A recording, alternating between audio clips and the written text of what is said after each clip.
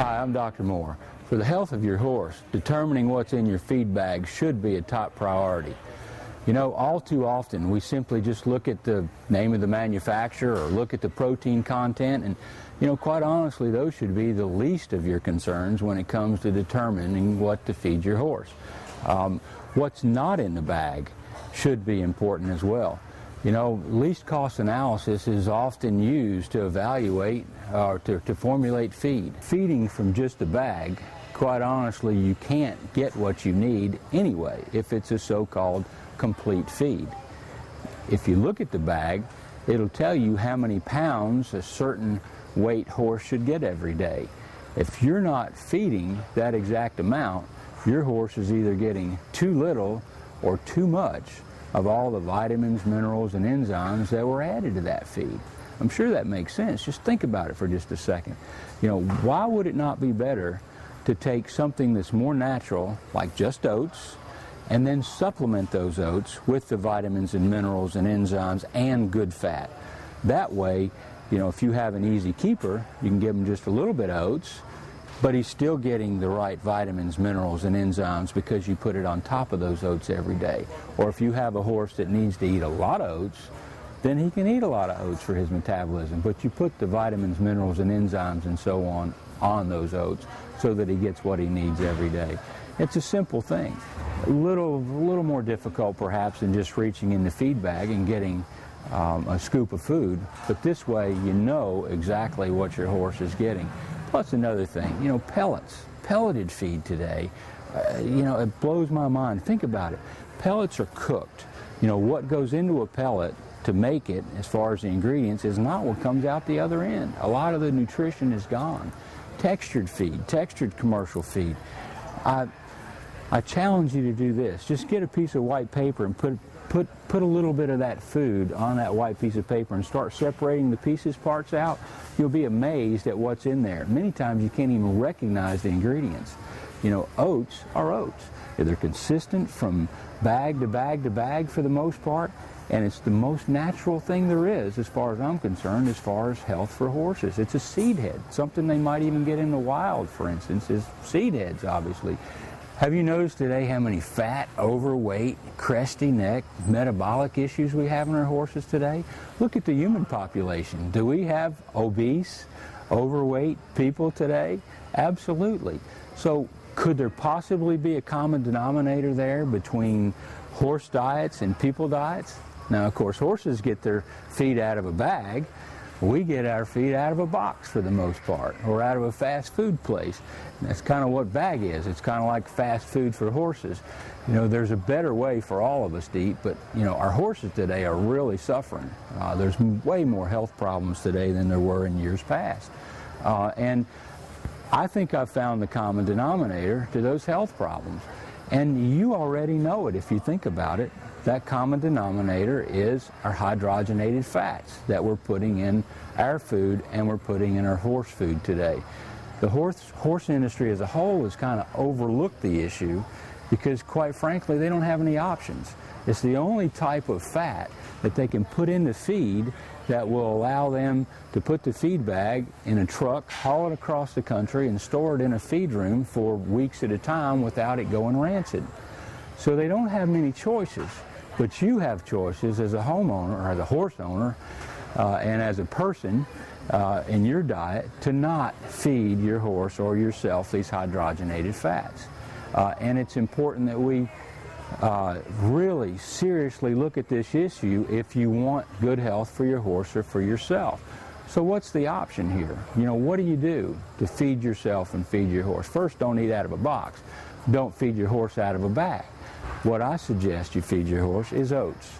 So for the optimum health and performance of your horse, I hope you'll consider what's in the bag and certainly what's not in the bag as well. We have some answers.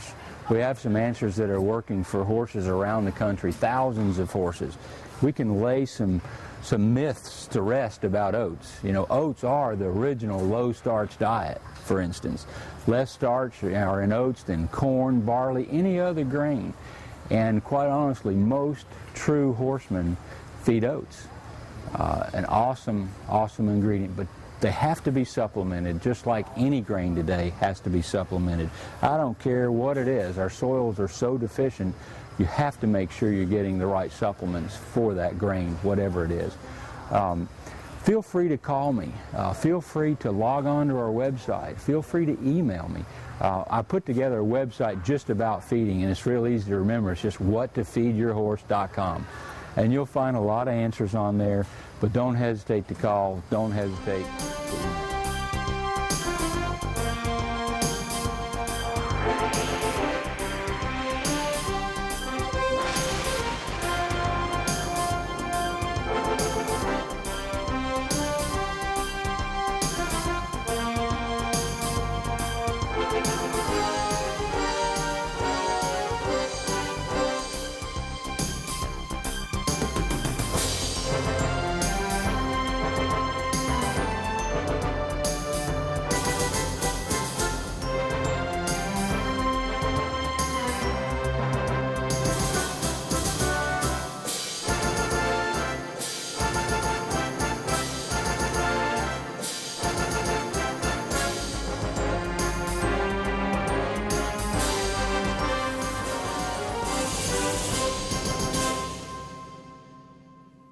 Welcome to naturalhorsevet.com, online and on TV. My name's Dr. Moore, and I'm going to be your host this morning for a very special show. Pleasure, performance, or pasture puppy pet, we all want what's best for our horses. Our mission at the Natural Horse Vet is to provide natural alternatives that work. Try Red Cal, balanced by nature, not by man. It's a healthy replacement to salt blocks, trace minerals, and other electrolytes. Top dress or free choice, you'll see the difference. It's our goal to provide the most effective natural alternatives for you, your horse, and even your pet. So visit your veterinarian, visit your tack store, or visit us online for our special offers. Keeping a horse in tip-top shape regardless of breed is really not as difficult as you might think. At thenaturalhorsevet.com, we probably have answers for you. So go to our website, read our articles, watch our TV clips. You know, there's issues that you need to check out, like, what do I feed my horse? What supplements do I use? What's critical health care wise? But I know one thing for sure, until you get the minerals right, nothing else matters. So watch with me for just a second, a little clip I did not too long ago on national TV. Today I thought we'd talk a little bit about salt and minerals. Salt and minerals can either be your best friend or your worst enemy. I think we've got your worst enemies right here. Red blocks, salt blocks, fertilizer. Absolutely no question about it. A horse cannot get what he needs from a block, and he gets too much of what he needs from fertilizers. Now we all want nice lush green pastures, and we all know that horses need salt. Let me just try to explain a little bit about what I'm talking about here. The problem with 10-10-10 or any fertilizer, 20-10-10 or whatever, is it's basically just nitrogen, potassium, and phosphorus. If a horse gets too much potassium, it's absolutely deadly. Absolutely no question about it. Now, why would a horse get too much potassium from fertilizer? The reason is grass that you put it on is a living, breathing organism. If grass thinks it's going to die, it obviously wants water. The way it gets that water is it pulls that potassium up from the ground, because that brings the water with it. And when it does, and the horse eats it, it's deadly. The reason it's deadly is the potassium changes the gut pH. If the gut pH changes, then all kinds of problems can happen, like colic, laminitis, or founder. Certainly abortion in your mares is a possibility. But the way they balance that potassium is having available salt and other minerals. The problem with salt blocks and mineral blocks is that they just can't get what they need fast enough to balance that potassium. And that's why it's so important to have another source of salt and minerals. This is a mineral feeder. In this is a free choice, loose form of natural salt and minerals. The loose form is absolutely critical so they can balance that potassium and nitrogen and so on that they get from the fertilizer. What's so unique about this too is that it's an organic source of salt and mineral. See, most salt and minerals, even in the free choice form, are man-made mixes. honest to goodness, you know, I even wonder whether or not man truly knows what horses need. We have recommended daily allowances to go on, but you know, quite honestly, they're pretty outdated. And I honestly think Mother Nature knows more than man does as far as a horse's needs or our needs or grass's needs or whatever. And when man tries to make a mix, sometimes he gets too much of what he doesn't need and not enough of what he does need. I've decided and found that it's best to actually go to natural sources of salt and mineral. You know, with our horses, we actually have a product that we've got from the desert that used to be the ocean. And in that ocean, of course, there was all kinds of micronutrients, maybe even nutrients that we haven't even discovered yet. And these nutrients are attached to this salt and minerals. And that's important because it makes them more readily absorbed. And as far as I'm concerned, this is the single most healthy thing you can do for your horse, is absolutely, without a doubt, have a loose, formula, free choice salt and minerals. No question. If you want healthy horses, throw away the blocks. Be very, very careful with the fertilizer. Definitely don't graze your horses after you put them out on it. And if you fertilize your fields in any way, shape, or form, or if you just want healthy horses in general, make sure they have a loose, granular form of free choice salt and minerals, preferably organic. Thank you. After that clip aired on national TV not too long ago, I was bombarded with the question, but what do I use? You know, what's the natural source of salt and minerals?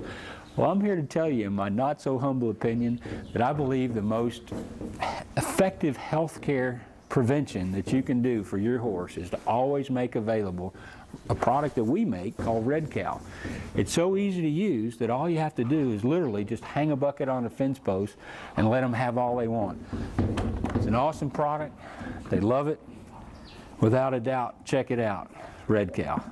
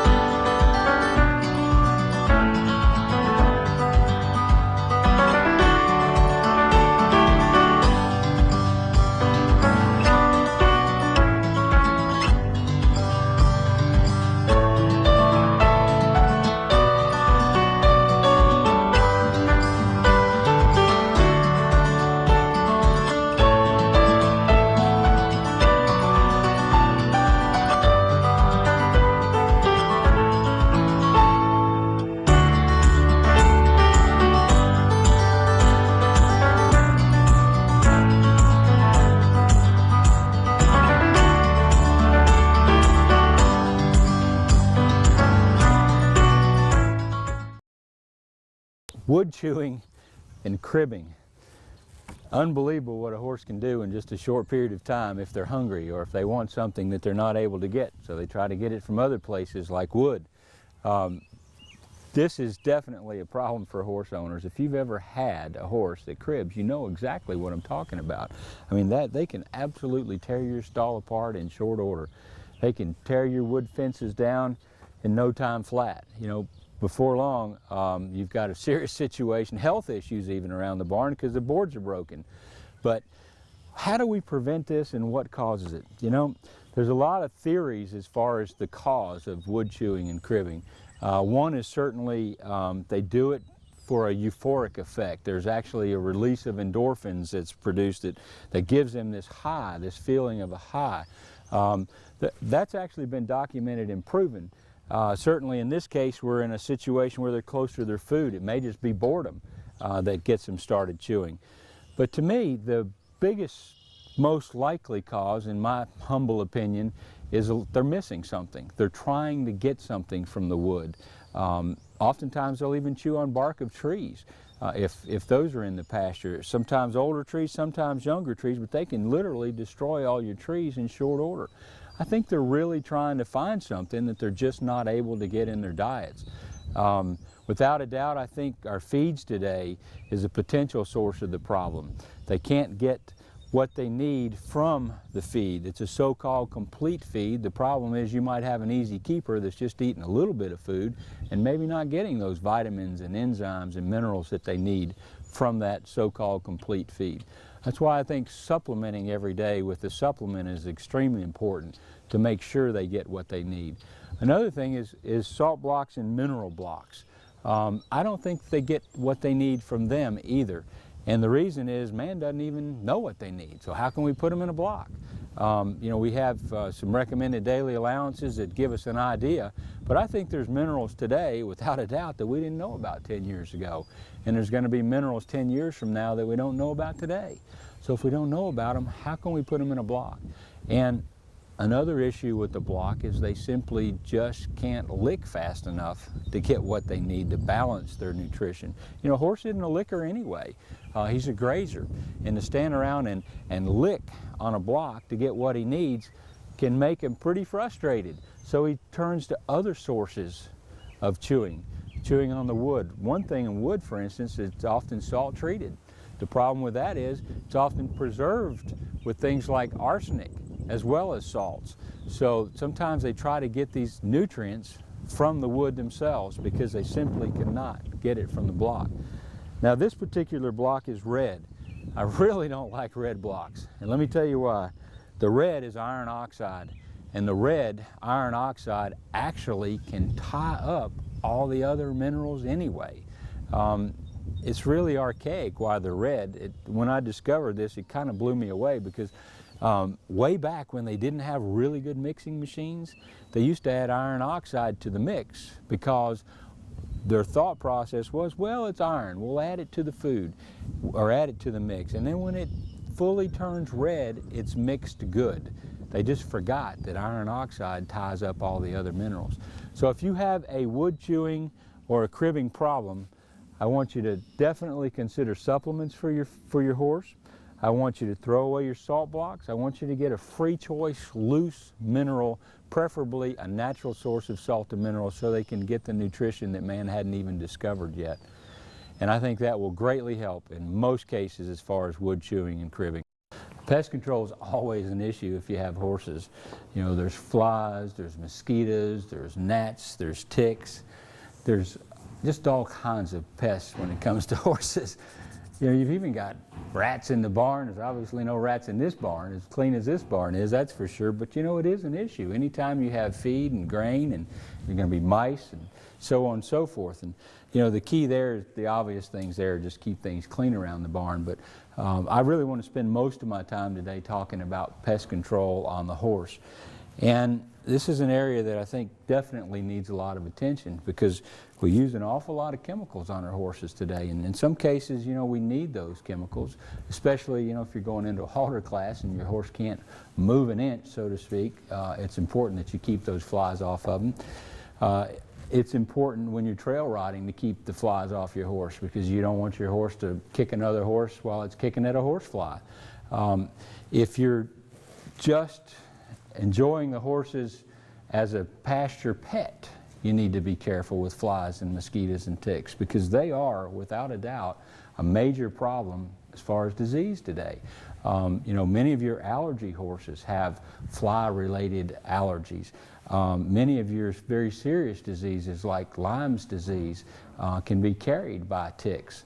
There's other diseases that you haven't heard quite as much about, but one of them is called Ehrlichia, and that's related to blood-borne insects. All these are real serious problems. And then, of course, there's West Nile, probably the most known about of all of them today.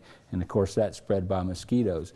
So the more that we can do to keep these flies and pests off of our horses, the healthier our horses are going to be and the happier we're going to be, because nobody wants flies around the horse's face. It's just ugly. But there's a couple ways to do that. I mentioned sprays. There's some good sprays. There's some that are better than others.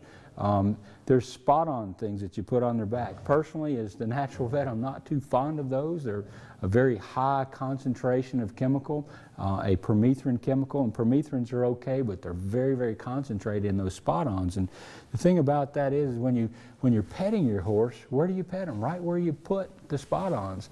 And I don't think anyone needs any more exposure to chemicals than they need to. By the way, since you're in this beautiful barn, there's another way to help control pests in the barn, and that's with misters in the barn.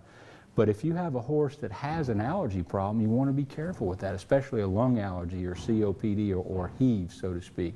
Because these misters, if you think about it, not only are they taking care of the flies because it is a chemical, but it's also something that you're breathing and something that your horse is breathing. And that's something I think we often overlook. Fortunately, most of those chemicals are pretty safe, like pyrethrins. They're about the safest you can get.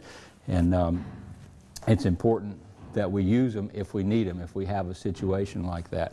But one way that I've been especially excited about keeping flies and ticks and mosquitoes off of horses is actually through supplementation. You know, the healthier the horse, the less parasites they're going to have. And you can keep them healthy with supplements. And there's some supplements that actually will help keep the flies and mosquitoes off those horses. Garlic's very good. It's an excellent product. It's very, very safe, to say the least. We use grapeseed. Grapeseed kind of fortifies the skin, strengthens the capillaries. I've had tremendous luck with thiamine. And then another one is diatomaceous earth. Diatomaceous earth actually is fed to the horses, and it actually can help with the larvae in the manure.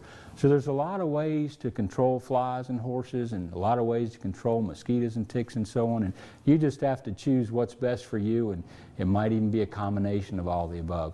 But whatever you do, try to take care of them as best you can and keep those flies and mosquitoes and ticks off your horse. Thanks. Pleasure, performance, or pasture puppy pet. We all want what's best for our horses. Our mission at the Natural Horse Vet is to provide natural alternatives, alternatives that work. Bug check. No more sprays, no more chemicals. Just a small amount each day on the feed will significantly reduce the fly and mosquito population. Plus, it is healthy, not potentially harmful. It's our goal to provide the most effective natural alternatives for you, your horse, and even your pet. So visit your veterinarian, visit your tack store, or visit us online for our special offers. You can keep flies off horses with our Finally Something That Works spray. You know, it's just like our human products, but this one's specifically for horses. Either one of them is fine for people, for horses, or whatever. It doesn't matter. But this was in a big jug for big horses. Again, it's an all-natural product. It's safe enough where you could, spray yourself with it. It's safe enough to use as often as you need. It's the multi-leveled formula, both the oil and the water base as well for the sustained release and the immediate effect too. But it just flat out works. And I challenge you to do this. I challenge you to take the product, spray half your horse. Notice the results immediately. I promise you, you'll be wanting more of it. Today we're here with Don Kite, and Don Kite's a friend of mine, and I was able to involve Don in the test market of some new products that we're introducing, some products that we're pretty excited about, nature wipes, and then also a spray for horses, a natural spray that helps keep flies off. We're calling that Finally Something That Works, and Don just wanted to share with us some of the results that he had during that test market with us here. We were actually on a trail ride, and I can't think of a better place to test a fly product than on the trail. Can you, Don? No, sir. I have used different kind of fly spray, but this is the only fly spray that it will get rid of all your gnats, your bugs, your flies, and everything else, and it's just unbelievable what it done. And when a horse doesn't have any flies or anything like that on them, they're so much better off. It's like a human is. And the wipe, you introduced me to the wipe, and the ladies, they just went crazy over the wipe because there were a lot of mosquitoes and other things around the area where we were at. But, it's just unbelievable that somebody has come out with something now that is perfect for flies and mosquitoes or any other insects on horses. Any place you go where you're going to have these, whatever, during the summer months. And this is one of the big things, and I've told some people about this product, and they could not believe there's a product out now that will really do the job.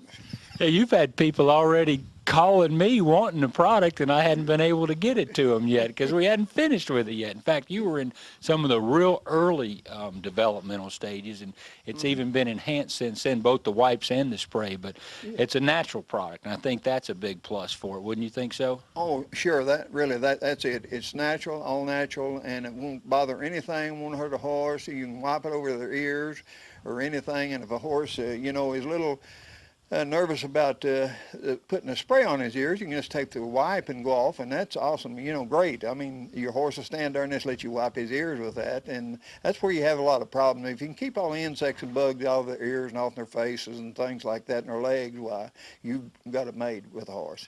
It's kind of funny because you can use the same wipe to wipe your face and then turn right around and wipe your horse's face, or the other way around, whatever.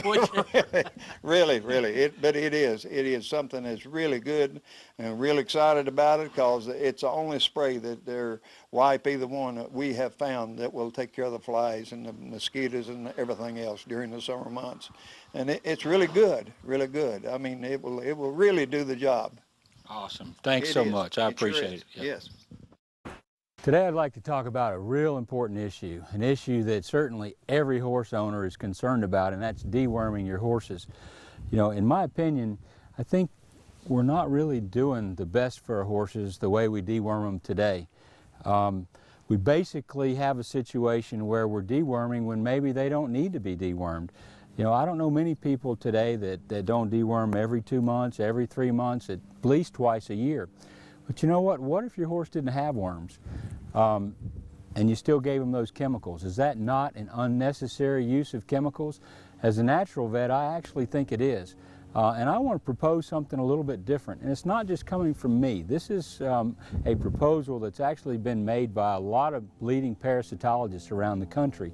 And that's that instead of just indiscriminately deworming, we take a little look at a different way of doing it, and that is checking your horse for worms before you use the chemicals. Actually do fecal exams. You know, I don't think all horses have worms. I think as they get older, many horses are actually resistant to worms. You know, we do a lot of parasite exams in our practice, and that's what I've found. Not all horses have worms, and I think the misconception is that we think they all have them, so we just deworm them and deworm them and deworm them. But the truth is they're all exposed to worms, but they don't all have them. But you know, we're probably all being exposed to influenza today, but we're probably not going to go home and take an antibiotic just because. But that's what we're doing with our horses. We're deworming just because. So if we did fecal exams and checked them and only treated them if they needed it, then I think we would be doing our horses a great service, and we'd also be doing our environment a great service, because we're not creating parasites that are resistant to chemicals. And that's a major issue today. Here in the Southeast, we have resistant parasites, parasites that nothing works for. Strongyles, for instance. Very few chemicals are working for strongyles today. Pinworms down in Florida, I know, is a tremendous problem. And that, in my opinion, is because we've overused these dewormers. So without a doubt, the key is to check your horses on a regular basis for parasites, treat them if they need them, and then I want to offer one more solution, and that's a little more natural approach to treating them if they need it. We've been able to look at a lot of different herbs to use for deworming, or at least to help prevent parasites. And we've been able to put some pretty good products together, and there's some products on the market that can do a fantastic job deworming. So I hope you'll take a look at that approach. I hope you'll consider deworming less, and deworming especially only when they need it. Nothing gets my blood flowing more than a world championship class. It's awesome. But let me tell you, if you already have a champion, or if you're making a champion, or let's say you've got a horse with lung problems, or you have a baby that you're just starting into training, you know, you might want to consider a joint formula for that horse. There's tons of joint formulas on the market, and I'd just like to take just a second and share with you some information about all the differences as far as joint formulas go. You know, as I said, there's tons of them. Most of them have glucosamine, most of them have chondroitin. Sometimes they'll have maybe a little yucca, or but you know, they're not all the same. I promise you, some are better than others. And if I could, I'd like to tell you why our joint formula is better. It's awesome. It's a combination of products. It's called Joint Check. And the thing about Joint Check, it has your glucosamines and your chondroitins, but it also has astragalus and boswellia. You know, boswellia, another name for it is frankincense. You probably remember that term. It was a great gift about 2,000 years ago, to say the least, because it's such a great anti-inflammatory product. But you know, other simple things that set our product apart. For instance, if you don't have the right copper, zinc, or manganese, you're pretty much wasting your money as far as glucosamine goes. Another important need for a joint formula is a really good antioxidant mix to go with it. Because anytime you have any inflammation, you got to get the junk out of the cell too. You know, you don't just want to give them the glucosamine and the chondroitin that helps with the joints, helps lubricate the joints and so on, but you got to get rid of the junk. And that's what those antioxidants do. We have so many antioxidants in our product that it's health check all by itself. Everything that's in here is in our joint formula plus the glucosamines and the chondroitins. So if you're making a champion, or whether you already have one and you want to keep him a champion, I sure hope you'll take a look at our product called Joint Check. Pleasure, performance, or pasture puppy pet, we all want what's best for our horses. Our mission at the Natural Horse Vet is to provide natural alternatives that work. Try Joint Check. Over 6,000 milligrams per ounce of glucosamine chondroitin complex and 21 herbal antioxidants. Joint Check, healthy joints, healthy horse. It's our goal to provide the most effective natural alternatives for you, your horse, and even your pet. So visit your veterinarian, visit your tack store, or visit us online for our special offers.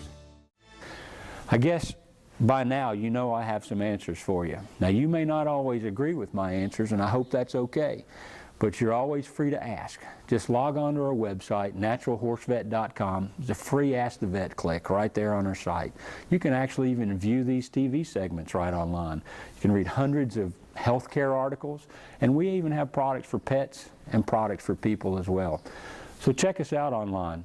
You know, we're online, we're on TV, and now we're even on DVD. So do check us out. While you're there, also register for a free vacation that we're giving away every year. A vacation to a cabin that sleeps about 10 people, 10-stall barn, 300 miles of horse trails right out the front door at Big South Fork. You don't want to miss it. Thanks a lot. Pleasure, performance, or pasture puppy pet, we all want what's best for our horses. Our mission at the Natural Horse Vet is to provide natural alternatives that work. Try Hoof Check, not just biotin and minerals, but gut microbials, Mother Nature's minerals, biotin, amino acids, and so much more. Superior nutrition, superior hooves. It's our goal to provide the most effective natural alternatives for you, your horse, and even your pet. So visit your veterinarian, visit your tack store, or visit us online for our special offers. Allergies are a nightmare. Unfortunately, I see way too many allergies in my practice. Allergies, you know, when you think of allergies, you generally think of one of two types, either skin allergies or lung allergies. Now today we're in this big old barn here that is a great potential source of lung allergies. But it's not the cause of lung allergies, it's just the trigger for lung allergies.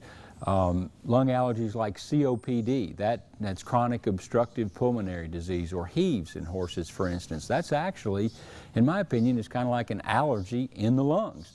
Now, what most of us think about when we think of allergies is skin allergies, though, where a horse has hives and has bumps all over his skin.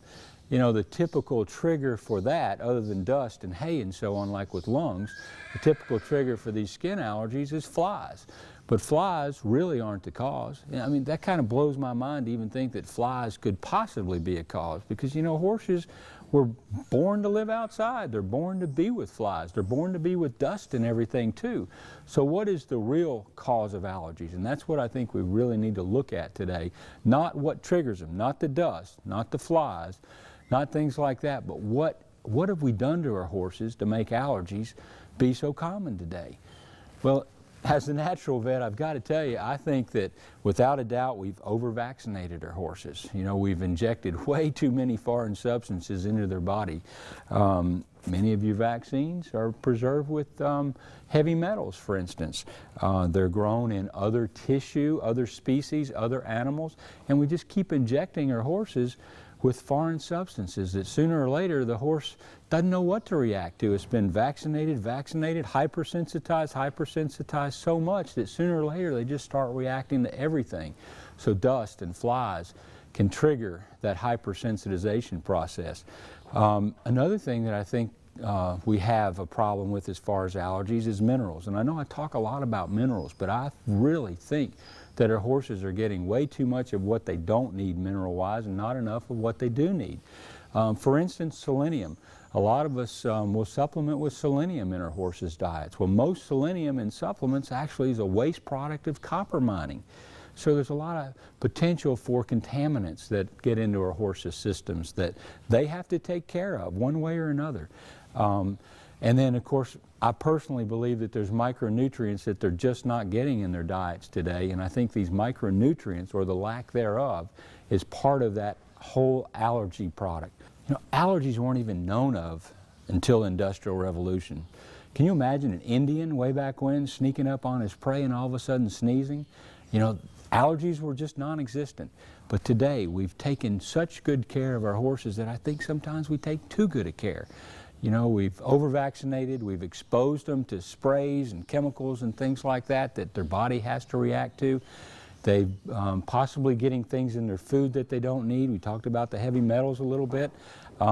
So you got to get rid of that junk out of the body, and you got to try to prevent from putting so much back on and in the body. This Australian Shepherd dog got a very large mass on the back of her neck. Came up very quickly. It was about the size of an orange, and she had surgery, had it removed. It was a very large wound. She had 10 staples necessary to close it. And for almost 2 weeks, we tried all the medications that had been given to us, topical and oral, and it just would not heal. It was a really nasty, nasty opening. And one day my husband said, well, go get Dr. Dan's grape balm, which we use on our horses, and try it on Ollie. So I put it on there, and within a day and a half, 2 days, the wound had completely closed up and it healed immediately. We use it on horses, we've used it now on dogs, we've used it on ourselves a couple of times, and it's just the most incredible product ever on the market. Hi, my name's Doug Eskew from Versailles, Kentucky, and there's quite a few of the natural horse vet products that we use, but 2 or 3 of them I'd like to mention in particular. Probably the daily ones that we use are the ones to cover first. Both of our horses are on the daily program of the natural horse vet. That includes the Just Add Oats, H2 oil, and Vim and Vigor plus Joint. Our horses have been on that program for 6 or 7 months, and they are really doing well. They're healthy, they look good, they've got a great coat, their hooves are in great shape, and we've just really been impressed with that daily program, which also includes Red Cow, by the way, natural mineral supplement. The other thing I'd like to mention is one of our horses, Special K, came down with a stress founder just about a year ago. And Dr. Dan advised us on that, and he recommended that we use his Critical Care laminitis product. And we feel strongly that product had a great deal to do with her coming through that critical situation very well, and has had no problems like that ever since. Now, the third thing I'd like to mention is a great product called Grape Balm Healer. We've used it in numerous cases where our horses have had little cuts or abrasions, and in particular one time when one of our horses put her back 3 feet through a fence and removed a significant amount of hide from the front of her back legs, and that product had a great deal to do with her healing up from that problem very well and very quickly. She said I can do that. It wouldn't take nothing but a whole lot of heart, iron will and gumption. I'll just use what the good Lord gave me. So don't call me honey, and don't call me baby. Don't call me baby. I ride high in the south, always saddle my own horse. Still I'm every inch a lady, from the outside to the core. I take the trail less traveled, 'cause I know where it leads. I live my life. Thank you so much, Dr. Dan Moore and the whole The Natural Vet Herd, for all these amazing products. We are so grateful. Dream big, work hard, have faith, peace, love, and horses. puppy dogs, and kitty cats, and music. Work hard and I'm faithful.